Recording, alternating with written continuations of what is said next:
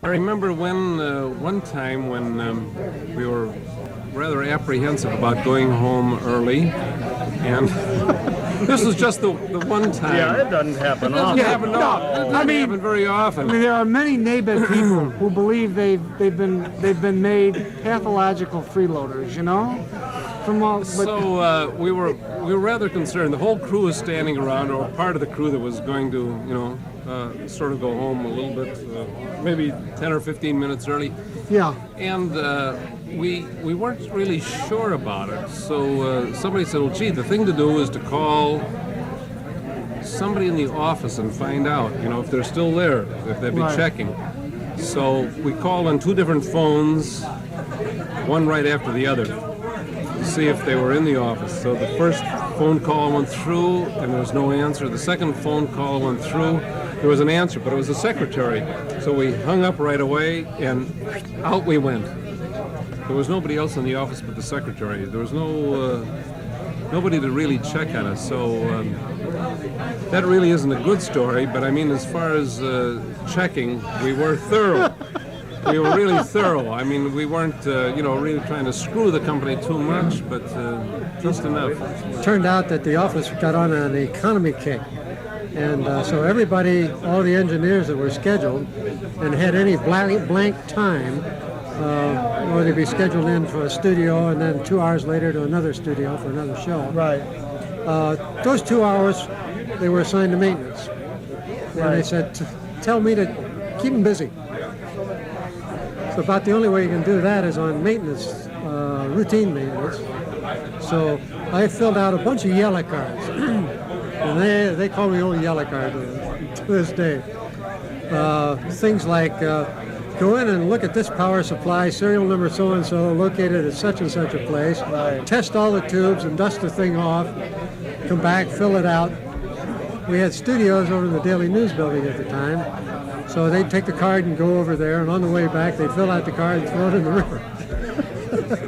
We had a party scheduled, I think it was a Pinochle Club or something, and so what happened was it was with Bob Kamen and his wife were involved, and I got a call for a +8, and I refused it because I had this party scheduled.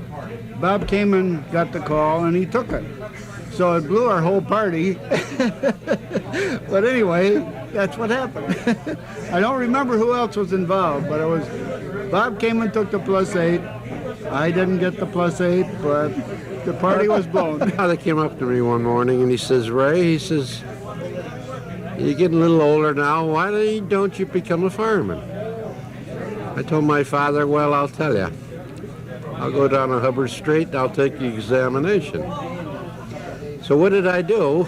I ended up at a Rialto theater at a burlesque show. So I came home and my father says, how'd you make out? I says, they didn't accept me. I'm too small.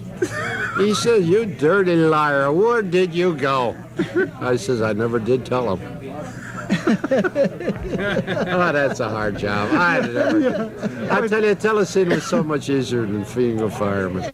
Well, we used to do the Paul Harvey show. Remember that? Sure. And he was on television for a change. He was always on radio, but he decided he wanted to try television.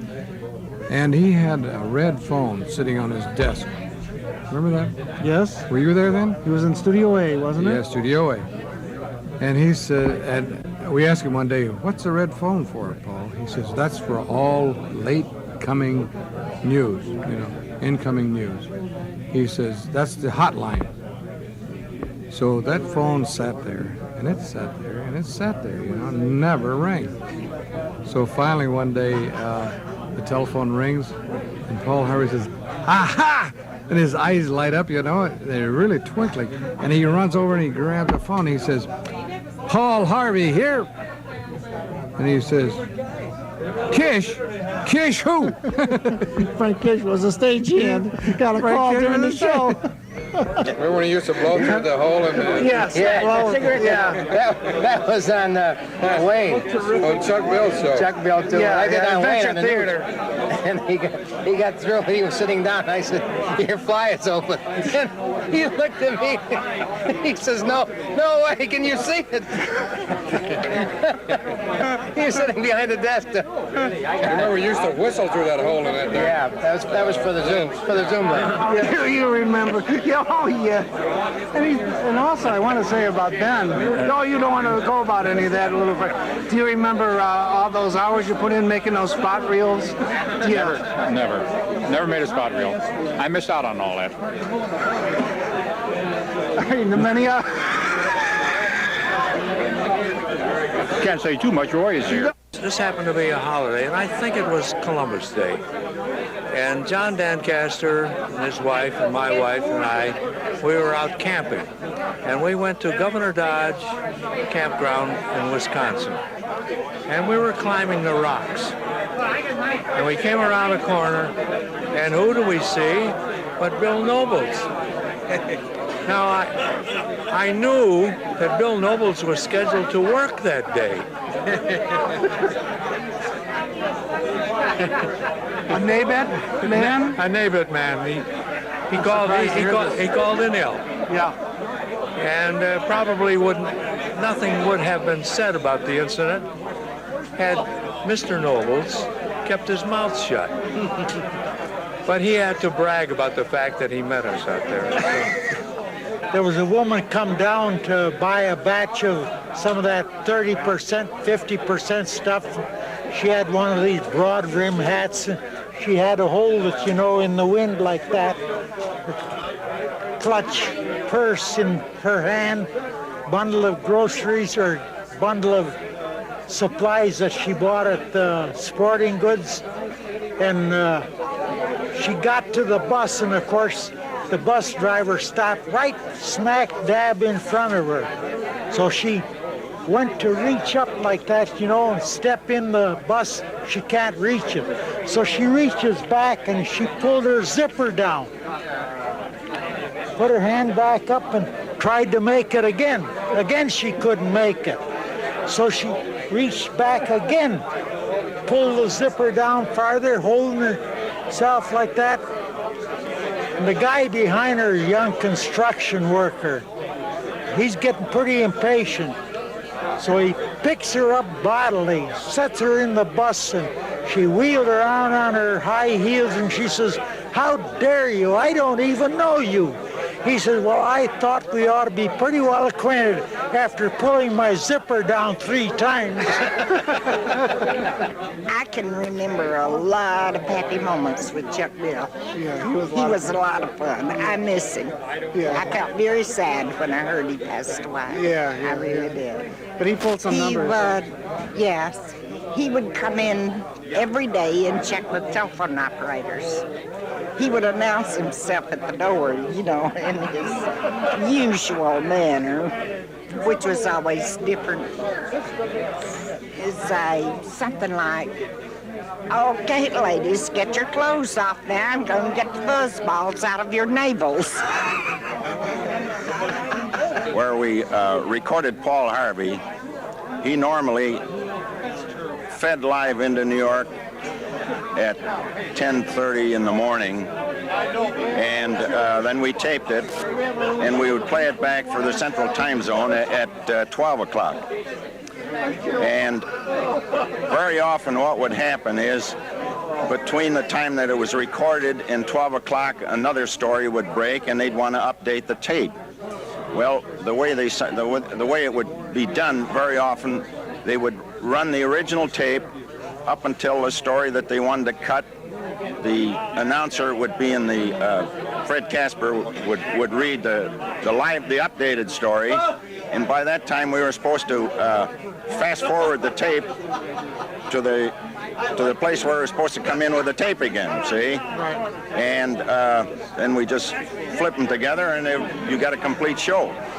Well, at this particular time, there was a story about some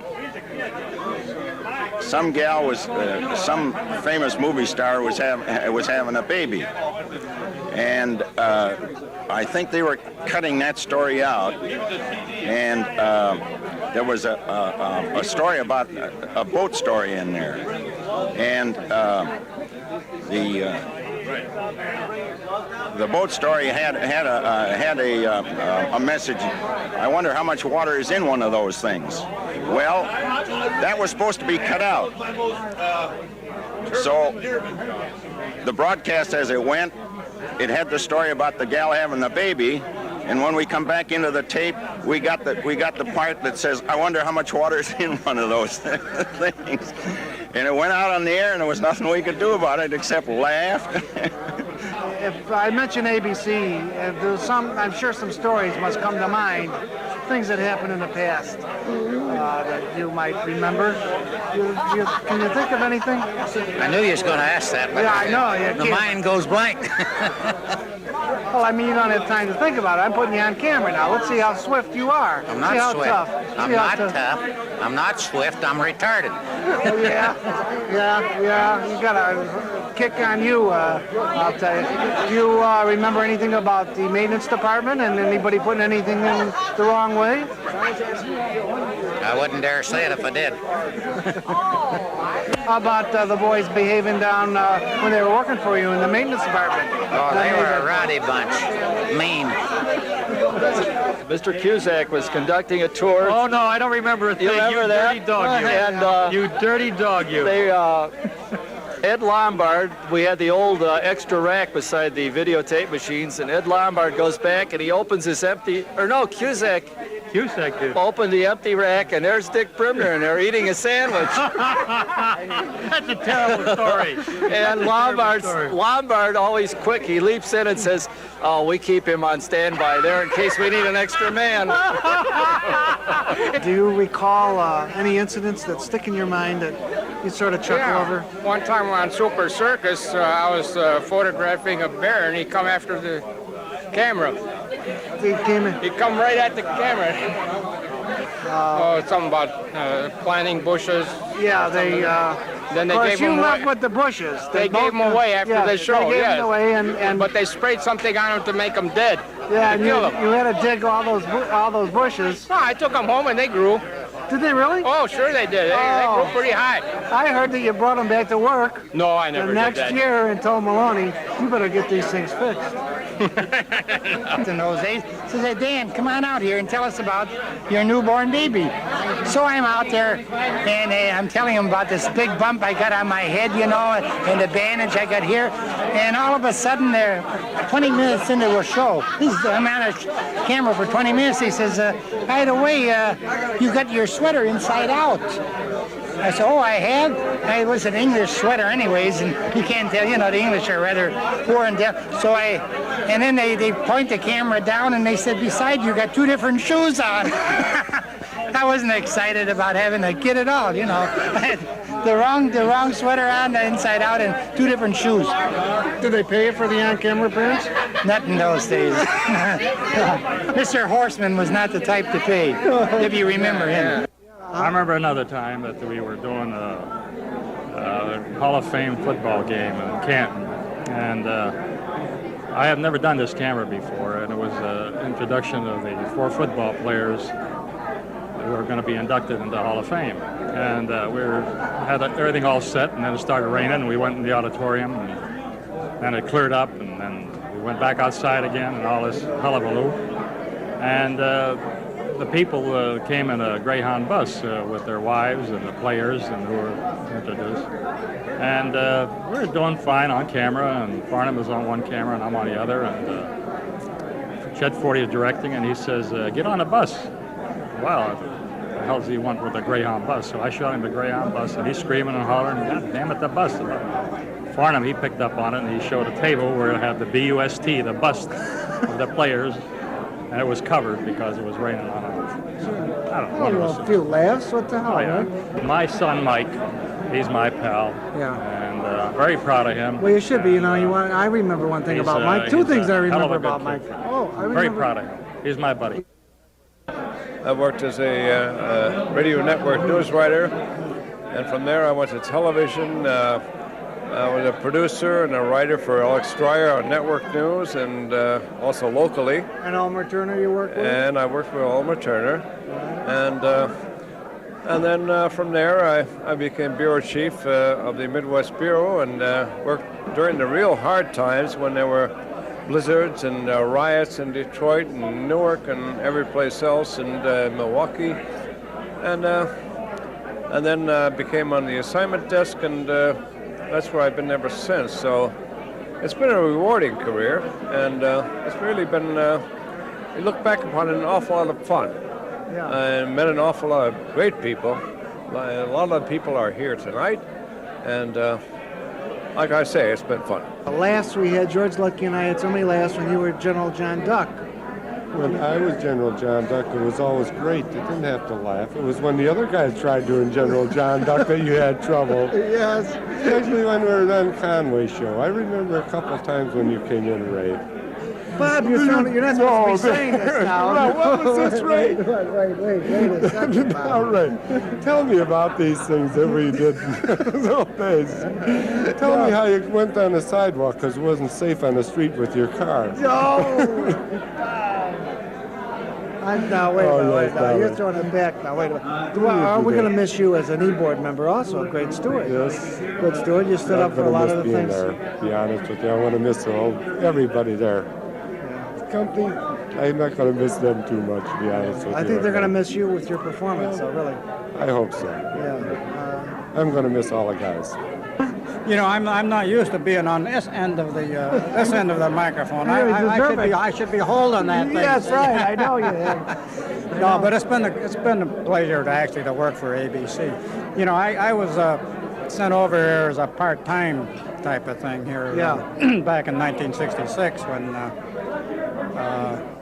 I thought, well, I'll be there for a couple of years and then go on to different things.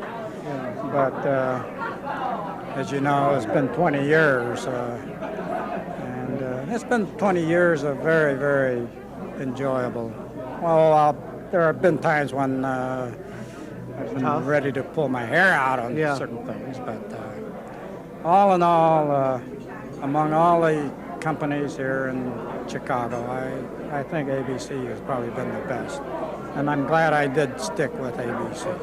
I remember one time there was a fella who was getting ready to play back a show. And this was very important because this was network. Yeah. And this fella, he took the label off of the reel for the show.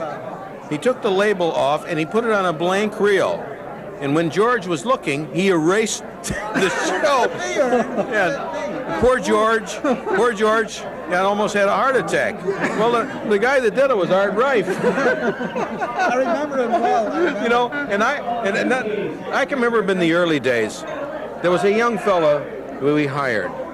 And this is when videotape was prototype equipment, no instruction books, and everything was adjusted, and you were very afraid to touch anything. And we hired this young guy, and he come in, he walked in the door, he turned every knob into place. And I says to Tom Flynn, who was our chauffeur, we got to watch that guy. Well, you know who the guy was? Don Raybringer. No, the guy up there taking the pictures. Warren Kaler, yeah. Maybe he don't remember, but I know a couple of things happened to me on the night shift. One night we were playing back Steve Allen. It was a two-reel show. I remember that. Do you remember that? The two-reel show, and the TD was saying the thing is banding out. So I took the cotton glove. I was going to clean the head, and the cotton glove got all wrapped up in the head, and the what do you call those little wires around there? All ripped off. Everything was ripped off. So we went to the second reel, then we went back to the first reel. We were going back and forth from one reel to another. And that wasn't funny, but it was exciting. And one time I was cleaning the head with my thumb, and you can see what happened. I mean, my thumb got all cut and blood all over and stuff like that. You know? When you were in Telesing, as being an excellent maintenance guy, a guy that's on top of things, there were some problems where the guys were not watching Channel 7, and somebody blew some commercials, didn't they? Yeah, that's right. And the company offered an edict that people were no longer to watch any other stations, no more ball games, That's right. no more football games from foreign No more stations. football, nothing. And you made sure that they followed that. Right. How did you do that? Well, I put them on the TV set in a locker down at the end of the room. Yes. And put a switch on the door so that anytime anybody came in the door, the video switched from Channel 9 to the house feed. So anytime management came in the door and we'd be watching the ball game, everybody would just be like they were watching the house monitor, you know. As soon as they open up the door. Yeah. I remember that. Years ago, when the transmitter went off the air, or rather, I should say, when we had a failure, Chicagoland was dead for ABC. Nowadays, there's backup equipment, and there are very few outages. The longest outage that we ever experienced, if you remember the show Super Circus, the Duker and I were on duty that day, and we had water-cooled tubes those days, and the water hose broke and created havoc. We were off the air for virtually an hour on a Sunday afternoon. Oh boy. And that was the worst I ever experienced. But nowadays, it's a snap. It's not Ulcerville anymore. Andy Forgash and I were on. He forgot his keys, and I slept in. He had to break into the workshop window in order to get the transmitter on here. After a couple hours at work, I looked down. Here's my pajama legs sticking out of my pants. No, we didn't tell anybody. Statute of limitations is passed. So. Right. And we did make it on the air. Yeah, we were at Andrews Air Force Base, which I happen to remember. Mm-hmm. And it was a funny bit, yeah. You were standing on top of one of the semis. Yes. And we were using English cameras, that's right. Marconi's. Marconi cameras, right, that's yeah. correct. We had the black and white, and we had the old zooms on with the old push rod. And I remember when you tried to lift the top up, you were gonna, I think, just a filter in it.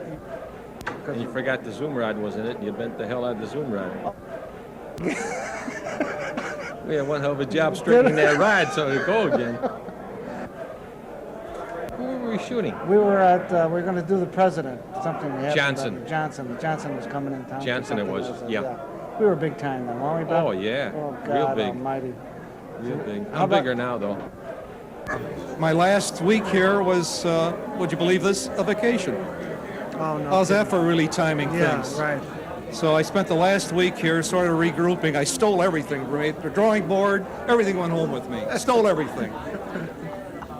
With a building pass, yeah. So I guess management sort of conceded on that one. But I got it all home, and I'm sitting at my drawing board every morning. I have a very small apartment, and I had to put it in the bedroom with me. Oh. We could think of That's better companions. the only place I could put the damn thing. Oh, okay. But Owens told me, he says, Robbie, he said, you've been sitting at that drawing board for 38 years. He said, take the damn thing home with you. He says, we couldn't bear to see anybody else sitting at that thing. So I took him up on it. I was going to offer him $100 for it. Take it out in the alley and burn the son of a bitch. But anyway, it's in the bedroom with me. I told my friend Lorraine, I said, Lorraine, I got that drawing board home with me. It's in the bedroom with me. And I said, I woke up this morning, and the first thing I saw was that damn drawing board.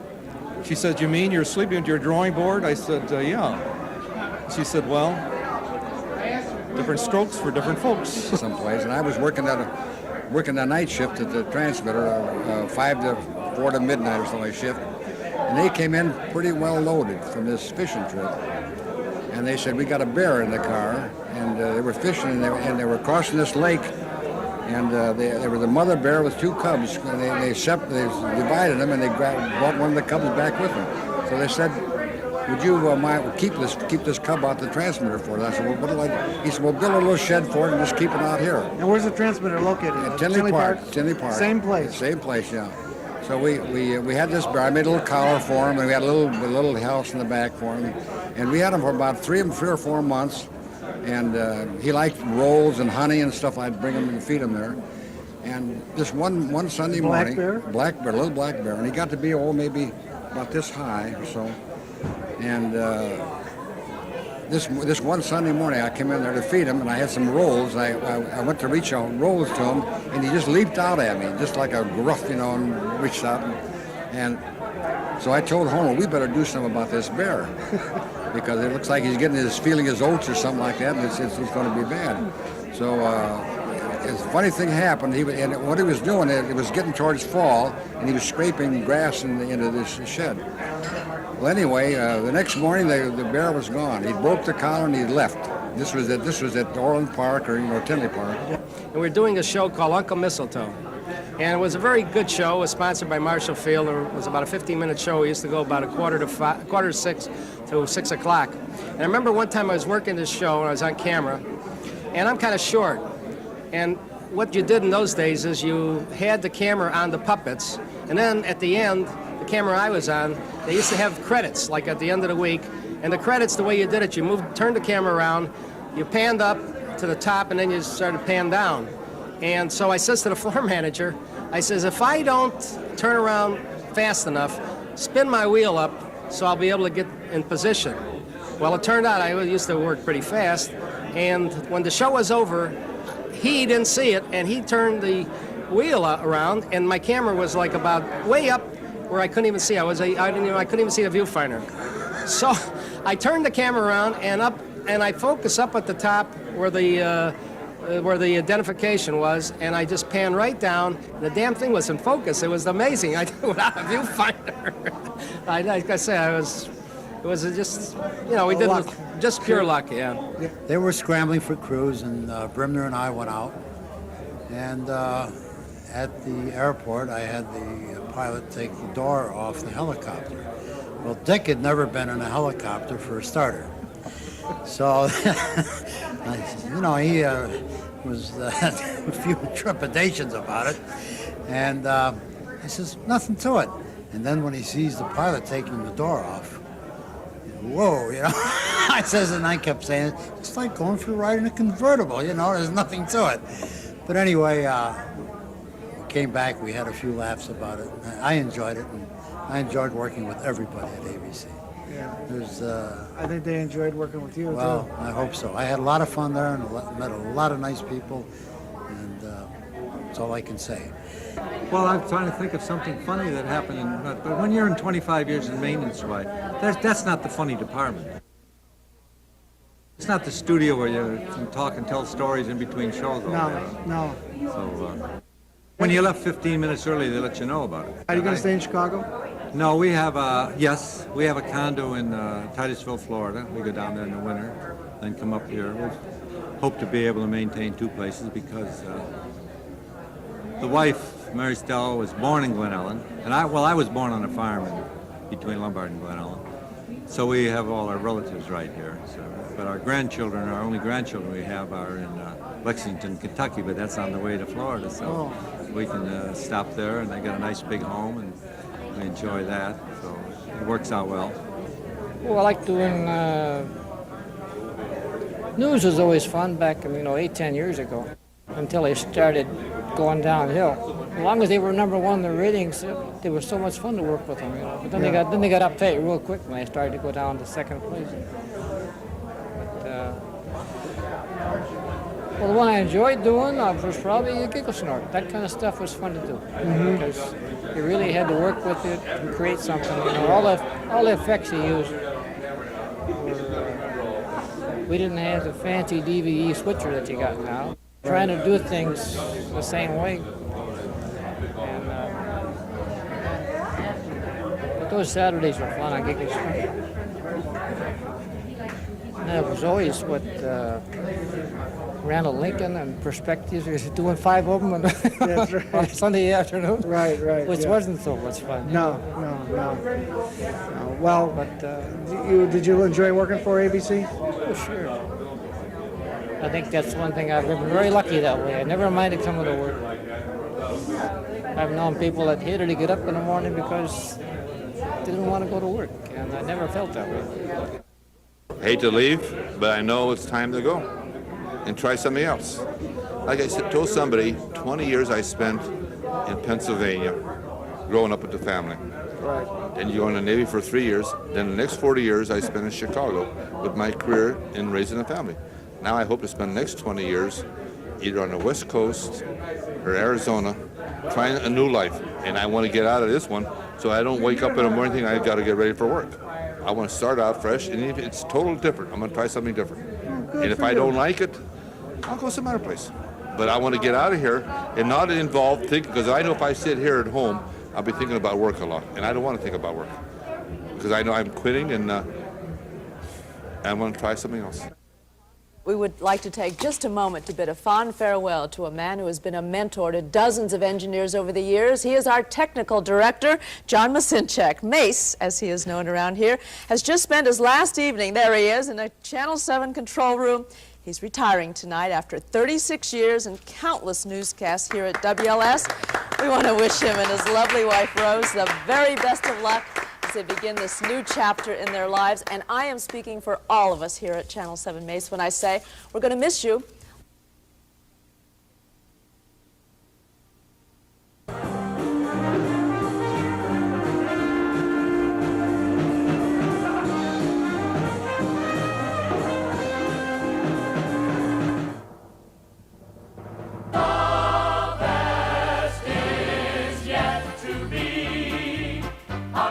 Treasure, but we still must grow.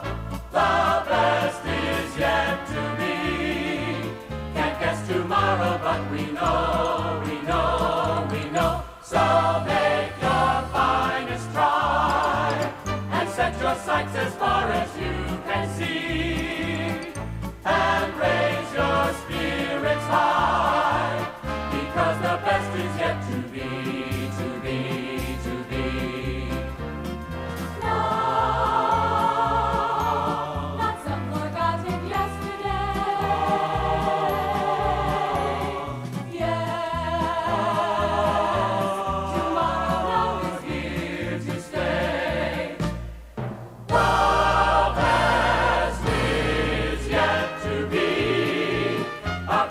Treasure, but we still